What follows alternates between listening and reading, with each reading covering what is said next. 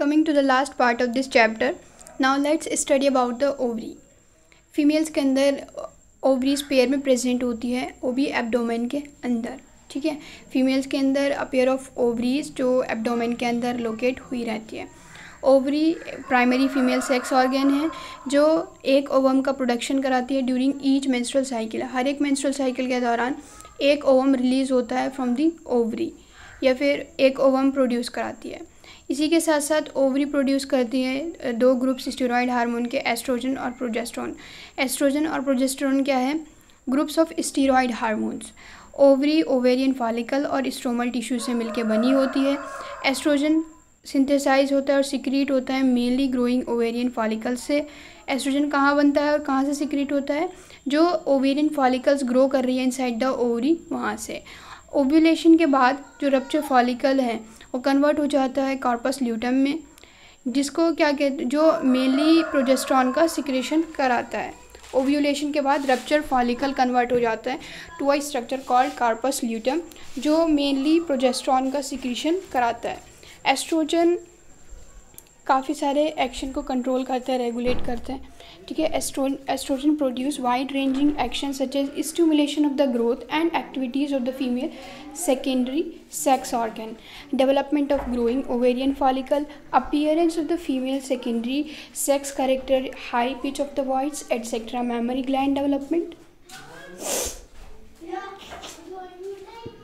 Oestrogen क्या produce करता है? वाइड रेंजिंग एक्शन, जैसे ग्रोथ का stimulation, female secondary sex organ की एक्टिविटीज़ के अंदर उनकी ग्रोथ को स्टिमुलेट कराता है. ठीक है, ग्रोइंग ओवेरियन फॉलिकल का डेवलपमेंट कराता है. कौन? Estrogen. Female secondary sex character का अपीयरेंस.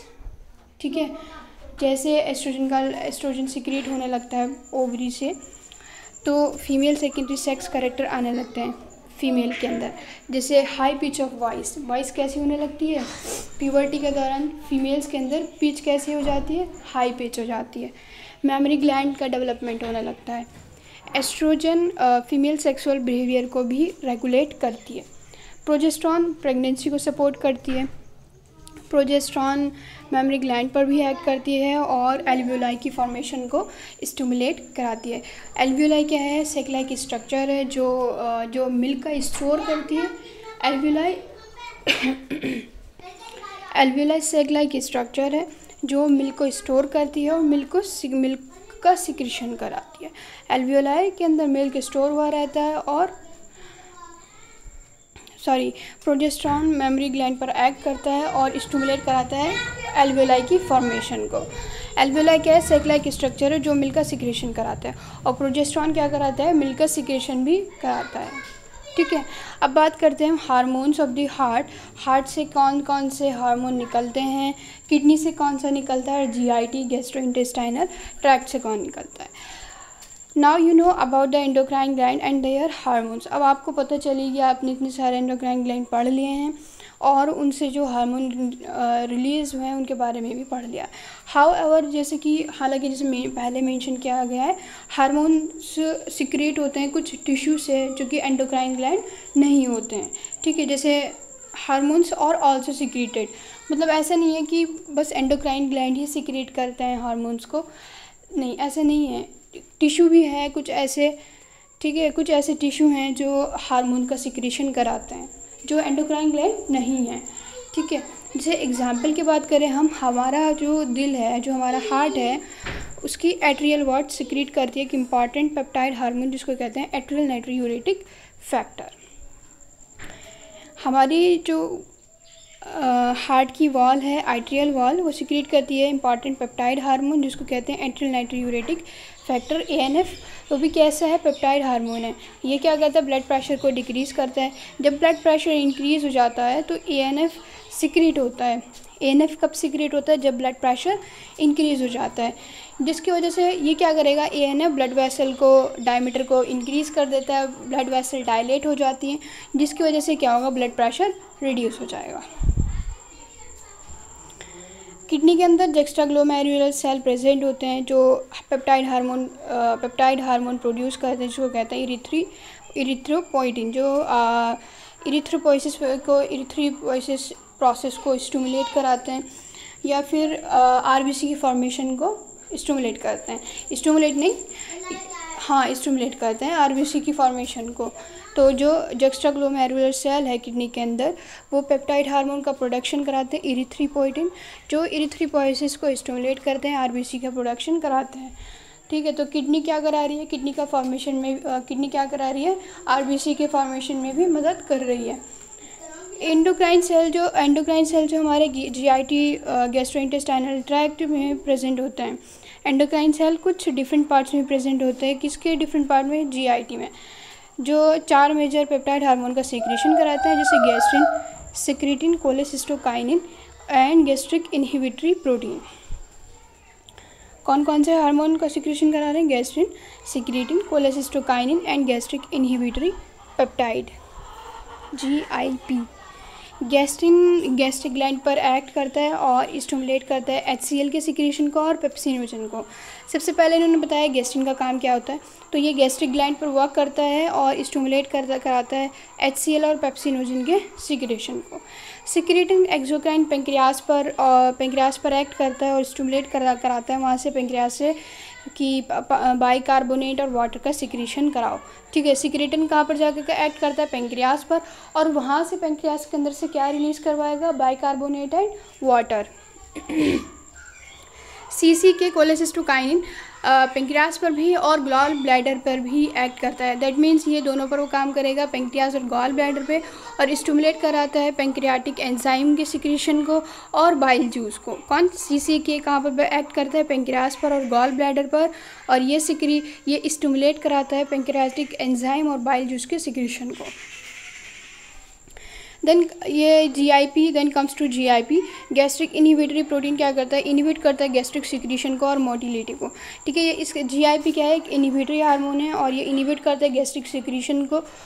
जब गैस्ट्रिक सिक्रीशन की ज़रूरत नहीं होती है तो GIP रिलीज़ होता है, तो GIP क्या करेगा, गैस्ट्रिक सिक्रीशन को इनहिबिट करता है, मोटिलिटी को।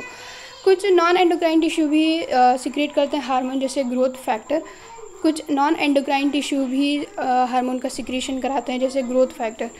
ठीक है, ये फैक्टर एसेंशियल होते हैं टिश्यू की नॉर्मल ग्रोथ के लिए और रिपेयर या रीजनरेशन के लिए। कौन, growth factor. Then comes to the mechanism of the hormone action. Hormone target tissue पर अपना जो इफ़ेक्ट प्रोड्यूस करते हैं वो स्पेसिफिक रिसेप्टर या फिर प्रोटीन्स पर बाइंड करके होता है। हार्मोन जो अपना इफ़ेक्ट प्रोड्यूस करते हैं टारगेट टिश्यू पर, तो वो एक स्पेसिफिक प्रोटीन पर जाकर बाइंड होते हैं और अपना इफ़ेक्ट शो करते हैं। इन्हें क्या कहता है, हार्मोन रिसेप्टर, जो कि टारगेट टिश्यू पर ही प्रेजेंट होते हैं। हार्मोन रिसेप्टर जो सेल मेम्ब्रेन टारगेट सेल की सेल मेम्ब्रेन पर प्रेजेंट होते हैं उन्हें कहते हैं membrane bound receptors. Hormone receptor जो टारगेट सेल की सेल मेम्ब्रेन पर प्रेजेंट होते हैं उसको कहते हैं मेम्ब्रेन बाउंड रिसेप्टर। और जो रिसेप्टर टारगेट सेल के अंदर प्रेजेंट होते हैं उन्हें कहता है intracellular receptor. Mostly nuclear receptor जो न्यूक्लियस के अंदर प्रेजेंट होता है। Binding of hormone to its receptor leads to the formation of hormone receptor complex. जब ये हार्मोन अपने रिसेप्टर से जाकर बाइंड हो जाते हैं तो एक फॉर्मेशन होती है हार्मोन रिसेप्टर कॉम्प्लेक्स की। हर एक रिसेप्टर स्पेसिफिक होता है सिर्फ एक हार्मोन के लिए और इसी वजह से रिसेप्टर को क्या कहते हैं, specific.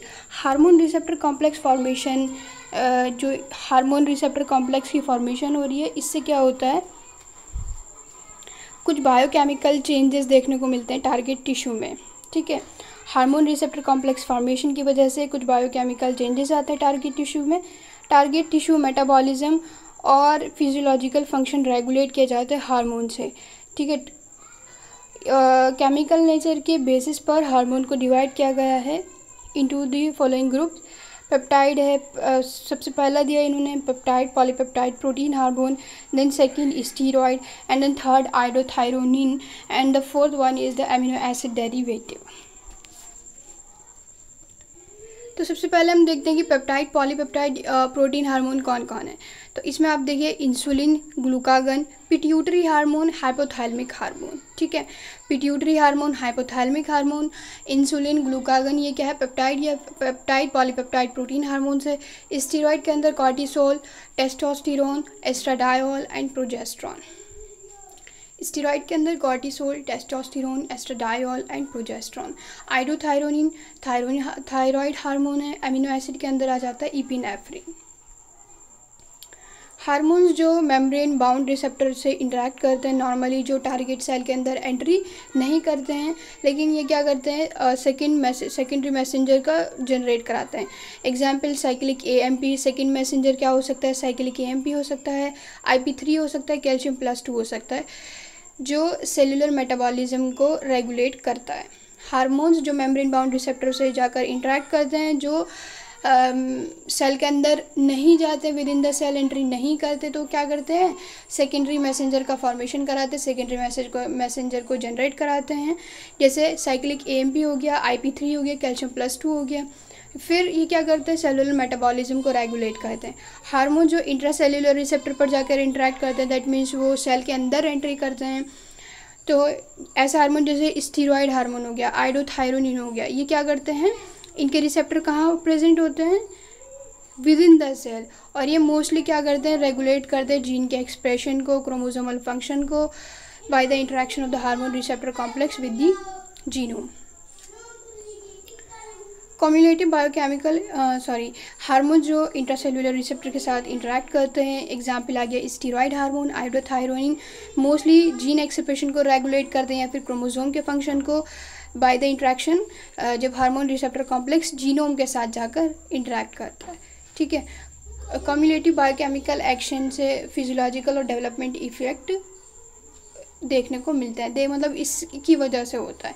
Cumulative biochemical action result in physiological and development effect, जो ये हम ऊपर देखा, हार्मोन रिसेप्टर कॉम्प्लेक्स की फॉर्मेशन हुई और फिर उसके बाद ये सेकेंडरी मैसेंजर बना, या फिर इंट्रासेल्युलर जीनोम के थ्रू रेगुलेशन किया जा रहा है जीन एक्सप्रेशन, तो इससे क्या होता है, फिजियोलॉजिकल और डेवलपमेंट इफेक्ट रिजल्ट होते, फिजियोलॉजिकल और डेवलपमेंट इफेक्ट शो होते हैं।